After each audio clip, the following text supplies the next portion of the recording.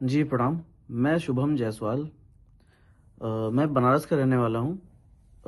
आज काफ़ी दिनों से, लगभग 1 महीने से मेरे बारे में news channel, social networking sites और बड़े-बड़े नेताओं के प्रेस कॉन्फ्रेंस में मेरे बारे में बोला जा रहा है कि मैंने जहरीली सिरप बेची है, जहरीली दवाओं का मैं क्रय विक्रय किया हूँ। मेरे द्वारा दवा बेची गई दवाओं से बच्चों की मौत हुई है, मासूम बच्चों की मौत हुई है। और भी काफ़ी तरीके की बातें फैलाई जा रही हैं।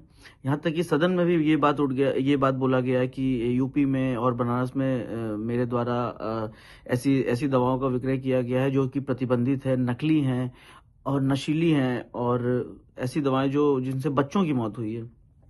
तो जी, मैं आप सभी को ये बताना चाहता हूँ कि ये सारी बातें झूठ हैं।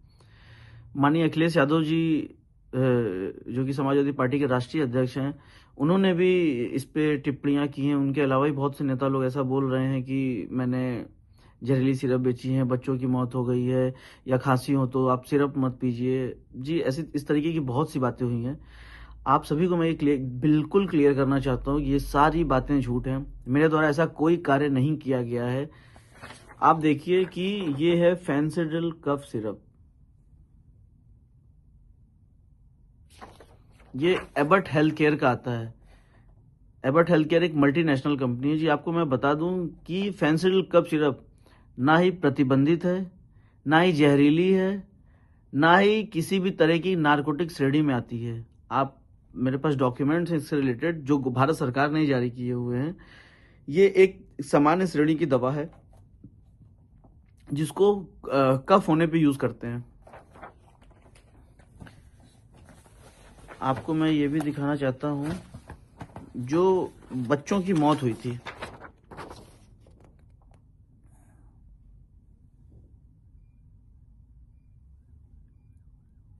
ये सीसन फार्मा द्वारा मैन्युफैक्चरिंग की गई थी। छोटे बच्चों की दवा है, पीडियाट्रिक दवा बोलते हैं, कोल्ड ड्रिप सिरप। ये इन इन दवाओं को पी के बच्चों की मौत हुई थी। इसमें उतना डिटेल मुझे नहीं पता है, बट वो दवा और फेंसिडिल और ये कोल्ड ड्रिप दोनों डिफरेंट दवाएं हैं। इन दवाओं से, मतलब फेंसिडिल से किसी बच्चों की मौत नहीं हुई थी क्योंकि वो बच्चों के लिए सिरप है ही नहीं है, वो अडल्ट के लिए है। और बच्चों की सिरप अलग आती है जो कि ये है, जिससे बच्चे पी के मरे थे। तो माननीय अखिलेश यादव जी, माननीय नेता, मैं आप सभी को ये बताना चाहता हूँ कि कृपा करके इस तरीके की राजनीति ना करें, और ना ही लोगों को आप भ्रम में डालें कि यूपी में या बनारस में ऐसी सिरप बेची गई जिनसे बच्चों की मौत हो गई थी। जी, आपको मैं बता दूं कि फेंसिडिल कफ सिरप की जो मैन्युफैक्चरिंग होती है, मैं आपको पूरा डिटेल बताना चाहता हूं कि इसको भंडारण, आपको तो पहले बता दूं, किसी तरीके का ऐसा गवर्नमेंट का कोई रूल नहीं है कि इसकी कोई लिमिट है, इसको भंडारण करने की लिमिट है या इसको क्रय विक्रय करने की लिमिट है।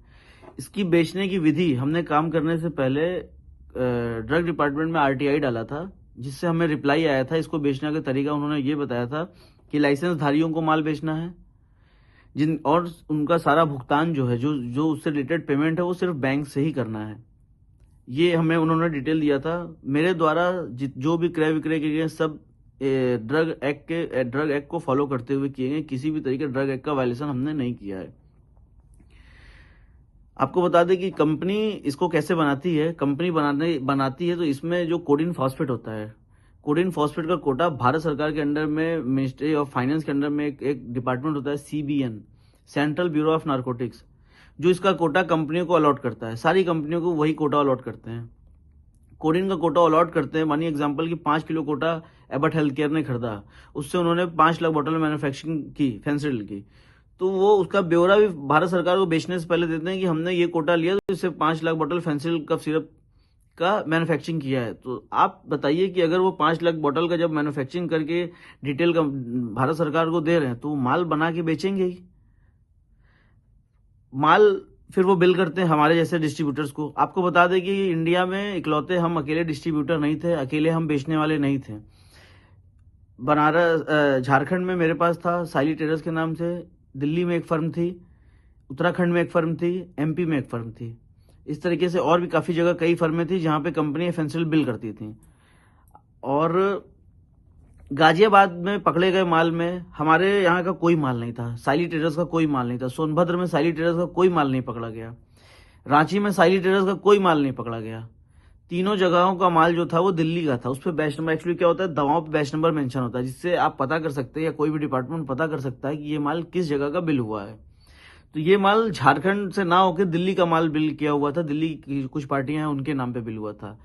लेकिन मैं ये नहीं समझ पा रहा हूँ कि जो भी कार्रवाई की जा रही है सिर्फ और सिर्फ मेरे ऊपर की जा रही है, जबकि मेरे द्वारा इस तरीके कोई कार्य, ये जो डॉक्यूमेंट्स अभी जो आप देख रहे हैं ये मेरे द्वारा ही गवर्नमेंट को दिया गया था।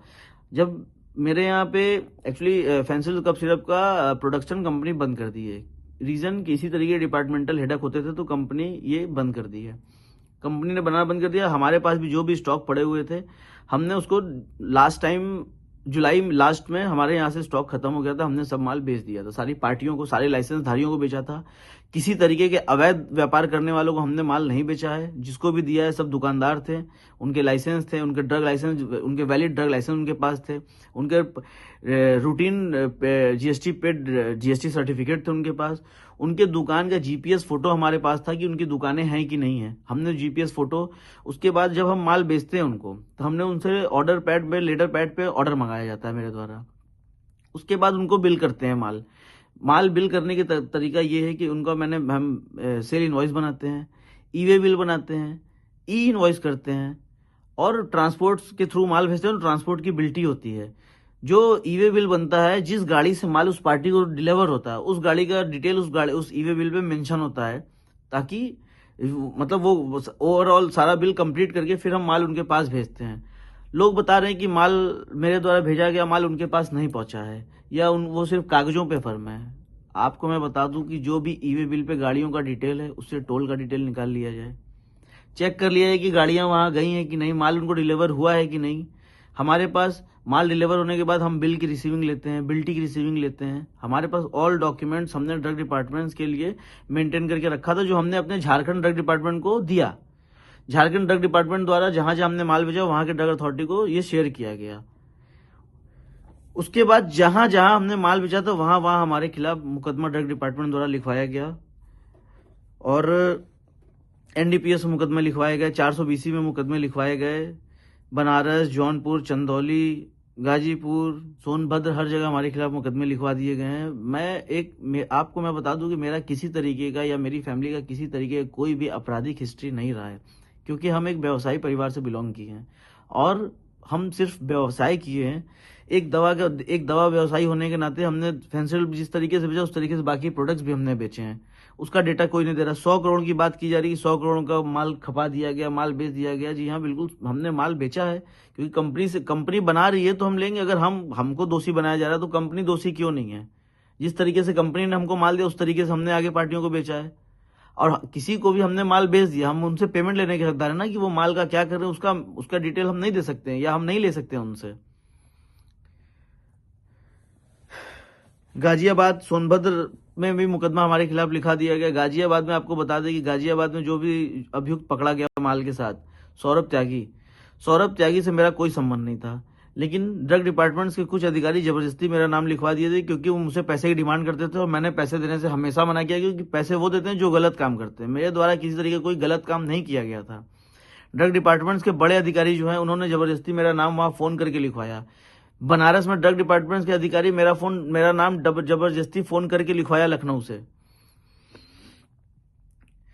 मेरे द्वारा किसी तरीके का काम नहीं किया। बाकी जितनी गाजियाबाद में माल पकड़े गए, गाजियाबाद में किसी तरीके की कोई जांच नहीं हो रही। क्यों नहीं हो रही आप बताइए? गाजियाबाद में माल पकड़ा गया अवैध तरीके से, वहां कोई एसआईटी नहीं बनी। वहां एसआईटी बनी है तो जांच वो हमारी कर रही है, वहां किसी तरीके की जांच नहीं कर रही है। दिल्ली की फर्मों की जांच नहीं चल रही है, मध्य प्रदेश की फर्मों की जांच नहीं चल रही है, उत्तराखंड की फर्मों की जांच नहीं चल रही है, जांच सिर्फ हमारी चल रही है। ऐसा हमें समझ में नहीं आ रहा है कि ऐसा मेरे साथ क्यों किया जा रहा है। मैं आपको ये भी बता दूं कि मेरा किसी तरीके की किसी राजनीतिक दलों से, किसी राजनेता से मेरा किसी तरीके का व्यापारिक संबंध नहीं रहा है। नॉर्मल भी किसी तरीके का मेरा किसी संबंध नहीं रहा है। फोटो वीडियो के बारे में मुझे नहीं पता उतना।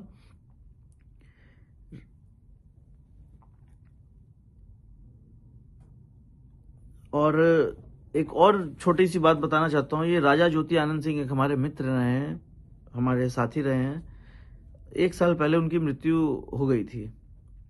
उसमें उनके फैमिली वाले मेरे ऊपर एलिगेशन लगा रहे थे कि हमने उनको जहर दे दिया है, कॉफ़ी में जहर दे दिया। और ये मैं आपको बता रहा हूँ कि इस तरीके कोई काम मेरे द्वारा नहीं किया गया था। उस टाइम भी मैंने बोला था, डिपार्टमेंट्स के सामने जाके मैंने सब चीज़ बताया था और सब चीज उनका पोस्टमार्टम हुआ था, उसमें भी सब क्लियर हो गया था। विसरा रिपोर्ट आई थी, उसमें आया था कि वो शराब के सेवन की वजह से उनकी डेथ हुई थी। उनकी तबीयत एक्चुअली परमानेंटली खराब थी उस टाइम। और उनके घर वाले हैं, उनके कुछ रिलेटिव, उनके जीजा, उनके पिताजी हमसे बहुत पैसे की डिमांड की लगभग, जो मैंने नहीं दिए, क्योंकि वो मुझे धमकी देके पैसे मांगते थे कि तुमको इसमें फंसा देंगे अगर पैसे नहीं दोगे तो। दोस्तों देखिए, लोग मेरे खिलाफ बहुत उल्टा सीधा बात कर रहे हैं। मैं किसी तरीके का कोई अवैध काम अपने द्वारा, मेरे द्वारा किया ही नहीं गया है। मुझे फंसाया जा रहा है। माननीय मुख्यमंत्री जी से मैं निवेदन करता हूं कि जांच आप करवा ही रहे हैं, मुख्यमंत्री जी जांच, क्लियर जांच कराइए ताकि मुझे फंसाया ना जा सके। मुझे हर जगह फंसाया जा रहा है। बाकी सारी पार्टियों को ये डिपार्टमेंट वाले बचा रहे हैं और सिर्फ मुझे फंसा रहे हैं। मैं आपसे निवेदन, माननीय अखिलेश यादव जी से मैं निवेदन करता हूं कि कृपा करके गलत बातें आप ना बोलें। आप बड़े हैं, आप गार्जियन हैं, आप सीनियर हैं, और ये जो है कि एमपी और ये दोनों अलग हैं। मैं निवेदन करता हूं कि सदन में गलत बातें ना फैलाएं, और किसी तरीके की मैंने ऐसा कोई कार्य नहीं किया जो अवैध हो। मैंने डिटेल, अगर इस पे नारकोटिक्स प्रोडक्ट की होता और एनारक्स होता तो मैं इसका क्रय विक्रय कभी जिंदगी में नहीं करता। मुझे बहुत परेशानी हो रही है, मैं बहुत झेल रहा हूँ, और मैं इसलिए हटा बढ़ा हूँ क्योंकि देखिए मैं एक व्यवसायी हूँ। मैं कभी पुलिस फौजदारी केस जेल मैंने नहीं देखा है, और पुलिस का नाम सुन के सबको डर लगता है। हम छोड़िए, मेरे साथ सारे व्यापारी परेशान हैं, सबको प्रताड़ित किया जा रहा है, सबको परेशान किया जा रहा है, मुकदमे उल्टे सीधे लिखे जा रहे हैं। ऐसा हमारे द्वारा कुछ नहीं किया गया, ना मेरे द्वारा ना मेरे व्यवसायियों के द्वारा। हमने एक नॉर्मल दवाओं की क्रय और विक्रय विधि पूर्वक की है, सारे कागजात के साथ की है, और किसी तरह की कोई सेल फर्में हमारे द्वारा नहीं बनाई गई हैं। जिन दुकानदारों को हमने माल बेचा है, जिस टाइम हम माल बेचते थे वो दुकान उस टाइम एग्जिस्ट करती थी। मेरे पास उसके एविडेंस है, मेरे पास उसके प्रूफ हैं। और मैं चाहता हूं, माननीय मुख्यमंत्री से मैं दोबारा निवेदन करना चाहता हूं कि कृपा करके इसकी स्पष्टीकरण, इसकी जांच आप करा रहे हैं, मुझे पता है, लेकिन कृपा करके इसमें आप इस तरीके की जांच ना कराएं जिसमें हम दोषी हों, क्योंकि हम दोषी नहीं हैं माननीय मुख्यमंत्री जी। और ये जो भी लोग ये आपको फैला रहे हैं या बोल रहे हैं, ऐसा कुछ भी नहीं है। आप इसकी जांच करा लीजिए, और हमें हमारी मदद करिए। आपसे उम्मीद है, आप न्याय करते हैं हर जगह, और हम चाहते हैं कि आप हमारी मदद करिए मुख्यमंत्री जी। प्रणाम।